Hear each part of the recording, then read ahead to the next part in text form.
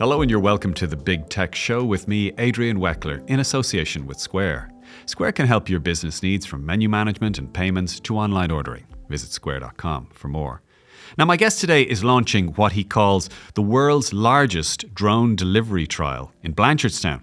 He's one of the best known tech entrepreneurs in Ireland right now. Bobby Healy, welcome to the podcast. Thanks very much for having me. Bobby, just back to basics. There probably won't be too many listeners who aren't aware of what you or Manna does, but Manna is a drone delivery company that focuses mainly on what kind of deliveries? Deliveries of everything small and large. We're delivering coffee, we're delivering takeaway food, we're delivering groceries from Tesco. Everything you can imagine that fits inside this small bucket in terms of size, and now up to 3.5 kilos. Okay. How many drones do you actually have flying at the moment? In Balbriggan, where we're live, we operate the entire town with 5 drones. Mm-hmm. And in our next town, we'll operate, we think, with about 15. So you don't need many drones. One drone does about 70, 72 actually deliveries a day. Mm. So you don't need that many. They're quite productive. Okay. And where are you live at the moment or going live right now? Yes, we're live in Balbriggan, North Dublin. Population there of about 35,000 people and 10,000 air codes. And we're going live in September to Blanchardstown, where we'll serve about 120,000 people and 39,000 air codes. Mm-hmm. And then, sorry, I forgot with Dallas as well. So we're going live in Dallas in October this year. So this is the US trial. And how big will that be? I mean, what the Dallas-Fort Worth area, they talk about it as an area. What parts of that area will you serve? Yeah, so we're working with a real estate company there called Alliance Texas, part of the Ross Perot dynasty. And the town we're operating in, Hillwood, and the neighbouring towns are about 10,000 people. Everyone has a swimming pool there, of course. It's a beautiful area, actually. And so much smaller than what we're doing in Ireland, but an important step for us. It's our first license from the FAA, that's the US regulator. Mm-hmm. A big signal of intent from us. I mean, our biggest target market is the USA, and it's important that we take our first steps. And so October is less ambitious than Blanchardstown, but very, very important. Is the US ahead of, around the same, or behind Ireland when it comes to preparing for drone deliveries? It's miles behind Ireland, and miles behind Europe. So Ireland falls within obviously the EU regulatory framework overseen by EASA, the European Aviation Safety Agency, and IAA implement those regulations and audit companies and airlines in Ireland associated with those regulations. So it's true to say that we are miles ahead of the US. I would say conservatively 2 years, possibly more. And within Europe, IAA and Ireland would be probably top 3 anyway, perhaps top 2, I would say. And when you say that, what are you thinking of? What are the criteria that would cause you to say that? Why are we ahead? Yeah. What is it about this environment that makes us ahead? It's support, it's willingness to implement the regulations that are in place, willingness to sit down with commercial businesses to help them to meet the regulatory standards, assigning the resources that are required to oversee companies like us. I mean, you don't get a free ride. It's the regulation in Europe is the toughest regulation in the world. It's really hard. It's a high bar to achieve regulatory permission. And what you need is a regulator that it's a state entity. Usually state entities don't, they're not as talkative as entities like us. So you need them to support your vision. You need them to want the same result as you. And the IA are very much that. Like when I started the business 5 years ago, I met them first, and I could read that there was a willingness on their part to move the industry forward. Nothing to do with us or me, just that they wanted Ireland to be a centre of excellence for drone technology and drone companies. And that's evident in our success, but also look at Google are here with their drone delivery program. And that's no accident. They're here because we have an environment, both government, pro-business government, a population that love the technology, but also a regulator that wants to see Ireland on the map. So that's why. Yeah, I'd talk about Google Wing and maybe a couple of other companies in a couple of minutes. But just to remind people, in the regulatory environment that we're in, when a Manna drone goes up and makes a delivery, um, the restrictions that are on that delivery service at the moment, when you launched, there had to be a human being that more or less Yeah. tracked the drone. Where are we at now? Yeah, when we launched in Moneygall, we not only had we had three human beings per drone. We had to pause when we crossed the road if in case there was traffic, we weren't allowed to cross roads, all that stuff. Then we forward wind or and more and that to Balbriggan. And Balbriggan, we still have 2.5 people per aircraft. So we Mm. have a pilot in inverted commas that doesn't really have a role, but that's what they do. We have a visual observer that's on the roof that's looking at the airspace, and we actually have people running around the whole town in cars following the aircraft. Mm. That's our choice. It's not forced on us, but that's the overhead. So it's never a viable business like that. Mm. The consumer sees it as a fully fledged drone delivery operation, but in fact the duck is paddling viciously underwater. But when we go to Blanchardstown, we move completely to beyond visual line of sight. So that's a technical term in Mhm. our space where you no longer need that connection between person and aircraft. So our aircraft's been autonomous since we started. It never needed a person. But Blanchardstown's where we take the training wheels off, and we actually become profitable at a unit level by removing all of those people, and that's because we'll operate at sales free risk level. So when a Manna drone delivers in Blanchardstown, there won't be somebody on the ground following it or spotting it. There won't be somebody on the roof watching the airspace. It will be acting to all intents and purposes like the kind of commercial delivery that people would imagine.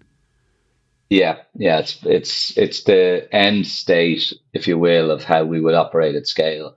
So we don't know what the ratio is yet. We have to still play around with that, but we think the ratio will be about 10 to 15 aircraft per Mana employee. Hmm. And that person's role is simply to observe the airspace, look for illegal use of the airspace. So, for example, a helicopter coming in below the allowed flight level, things like that. So yeah, it's that's why I say it's going to be the biggest. That will make us the biggest drone delivery operation in the world simply because of the volume that we think we'll be operating there, about between 500 and 1,000 deliveries a day, and that we couldn't afford to that overhead. If you'd need 150 people to implement that, if you were going to do it with our old model, so Mm. it really does release the chains. Whereas now that will be more like what, a couple of dozen people?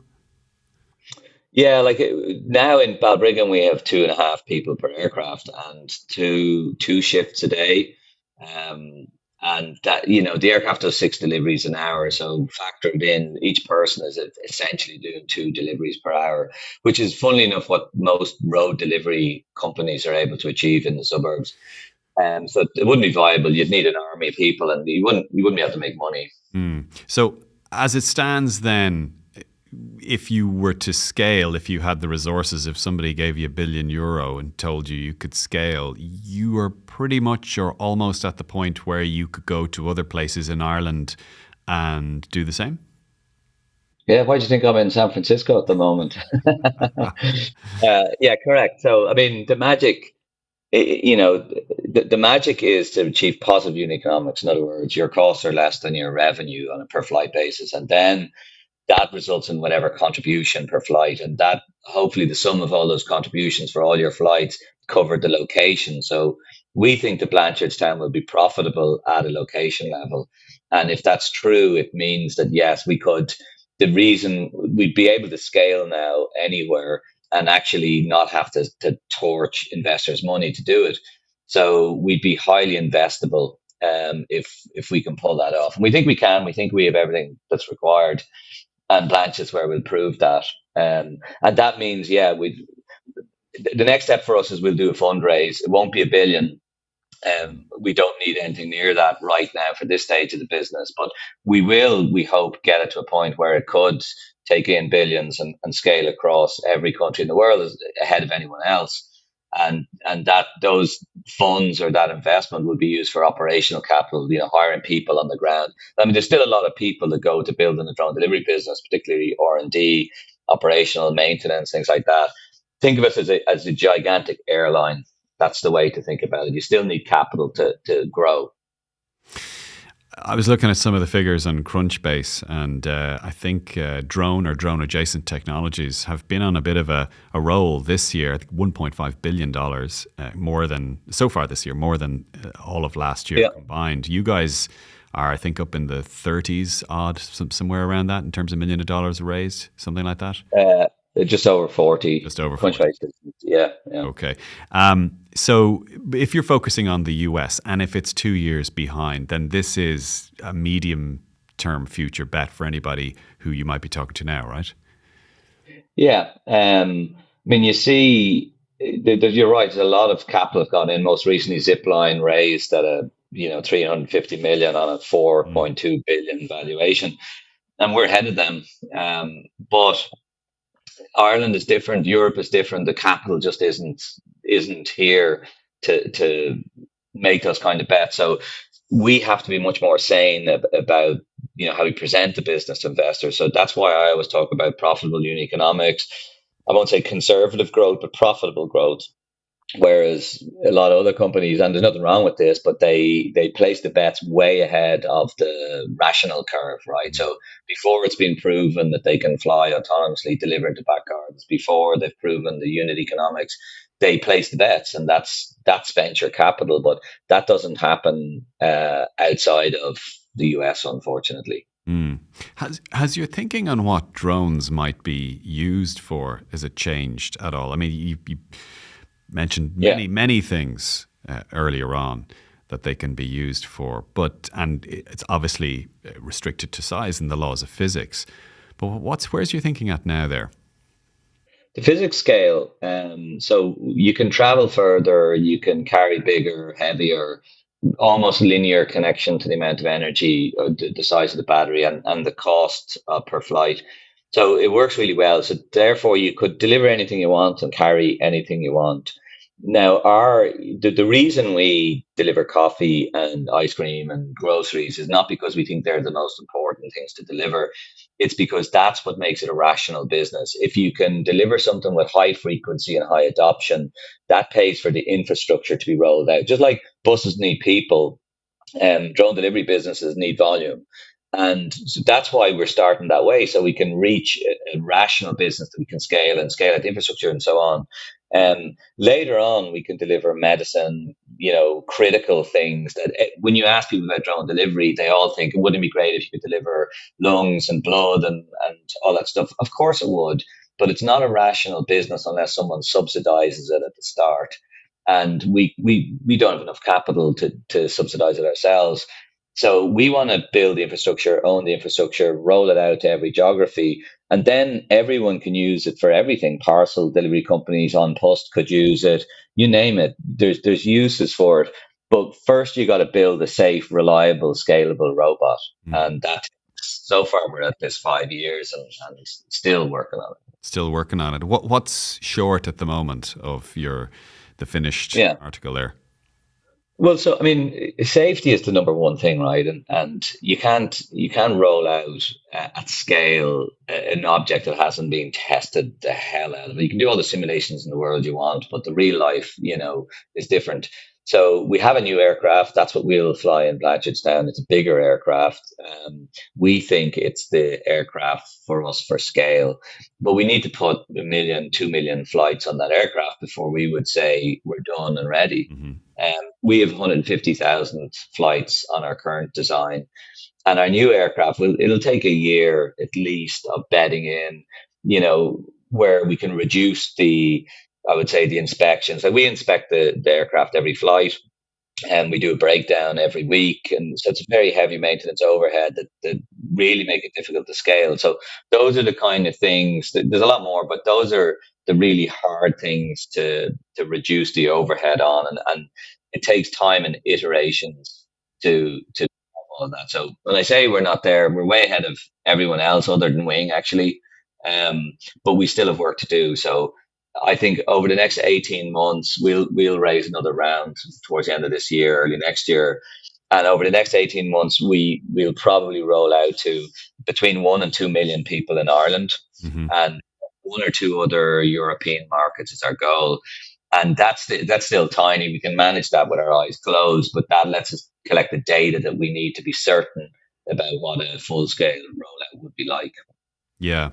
Why did you drop the name Aero, by the way, from the name Manna Aero? Because we're an airline, the airline industry all has the .aero domain, and I sold my business to a company called CETA Hmm. uh, in Jesus 2003, Eland, and they actually operate the .aero domain.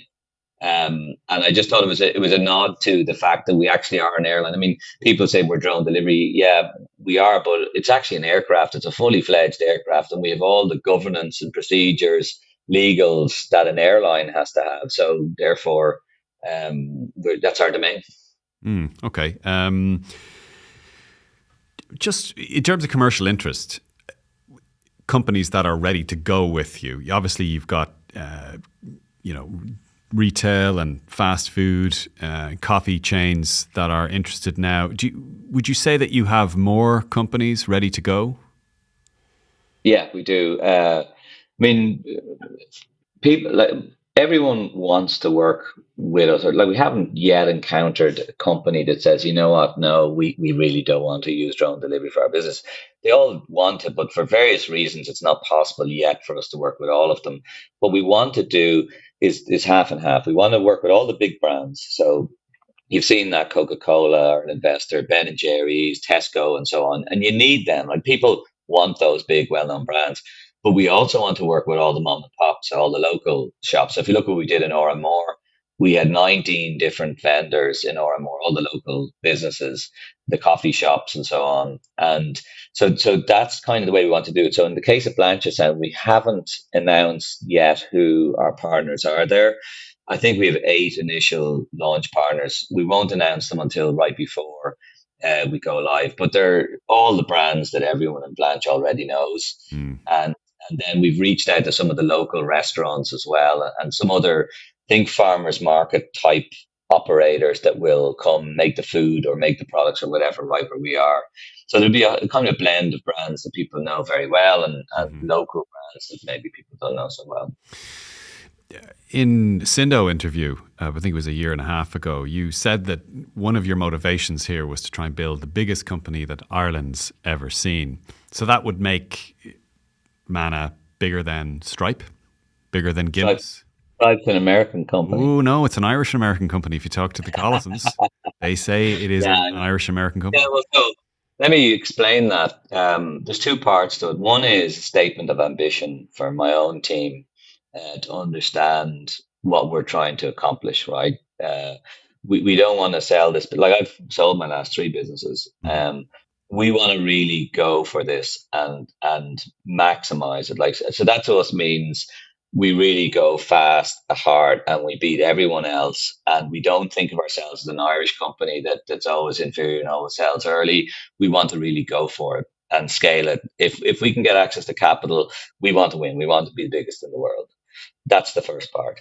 And the second part is the size of the market we're serving. I mean, DoorDash do 2 billion deliveries a year. Uber Eats do 1.5 billion. Overall, there's 4 or 5 billion orders between North America and Europe that are done today. And we can replace all of those because a lot of them are urban. We can replace about 50% of them. So our target market for our target today is 2.5 billion deliveries. And that's a big business. That is bigger than any business that Ireland has ever seen already, and it's growing at 10% a year. So it's a $350 billion industry growing at a rate of knots. And that's just food delivery. But you layer on all the other use cases, like coffee isn't a deliverable product now, but yet we deliver coffee every day. It's a huge category. Groceries is a huge, there's But all can I these other can I just say, categories. how lazy is it to get your coffee delivered to your door? I mean, I can understand why you'd get a takeaway delivered to your door. Part of the whole thing of getting coffee somewhere else and not in your own Yeah. home is to go somewhere. But why don't you make your own dinner? Well, I do. We do. So you don't use takeaway. No, we do Okay, yeah, sometimes. no, No, I take your funny point. enough. Okay, the reason that you would get a takeaway, Yeah, total aside here, is that you want that food and there is nowhere to go to eat it at that price. And you want the convenience of your own living room. You've had a hard day. It's yeah, the evening time.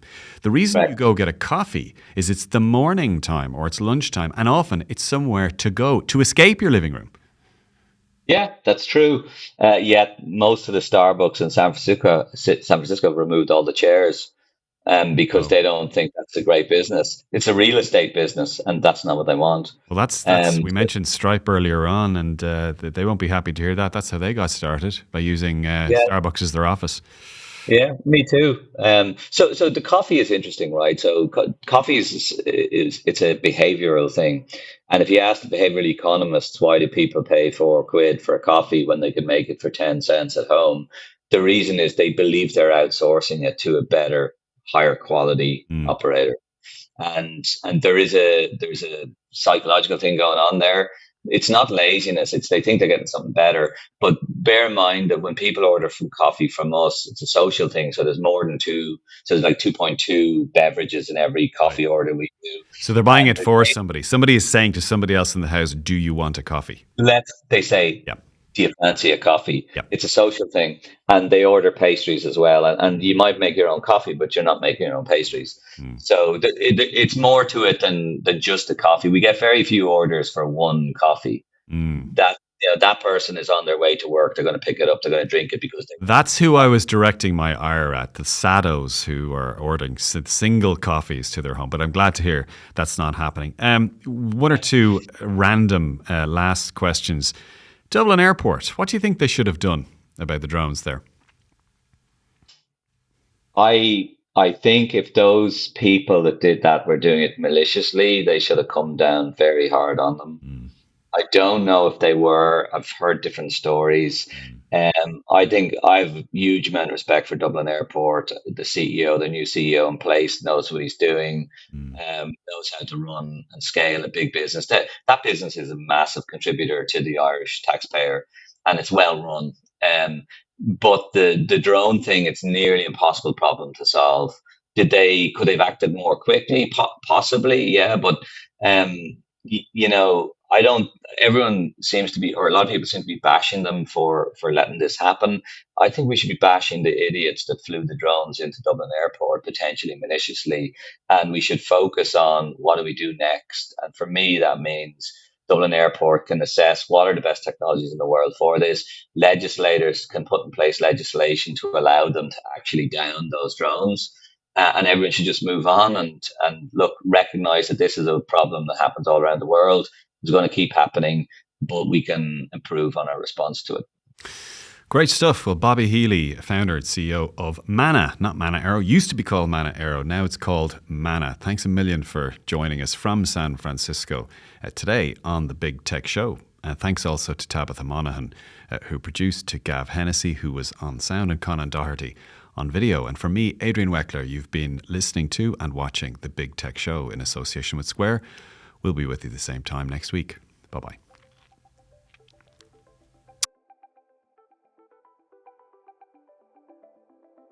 In association with Square. We'll be here same time next week. Bye-bye.